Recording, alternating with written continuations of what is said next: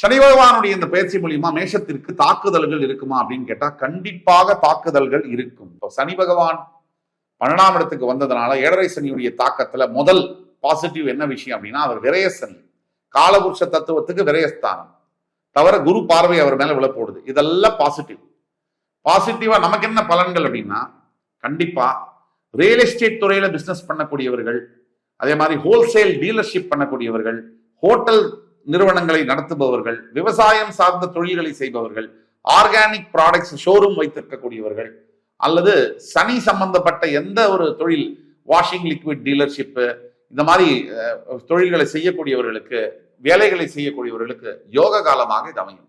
தொழில் சம்பந்தப்பட்டு யோகமா இருக்கும். 12ஆம் வீடு என்பது தூக்கம், அயன சயனஸ்தானம், தாம்பத்தியம் தவிர அக்கல்ட்டுன்னு சொல்லுவாங்க. சில பியாண்ட் த டைமென்ஷன் திங்க் பண்ணக்கூடியது 12. நம்ம எதுவுமே யோசிக்க முடியாத அவுட் ஆஃப் த பாக்ஸ் யோசிக்க வைப்பது 12.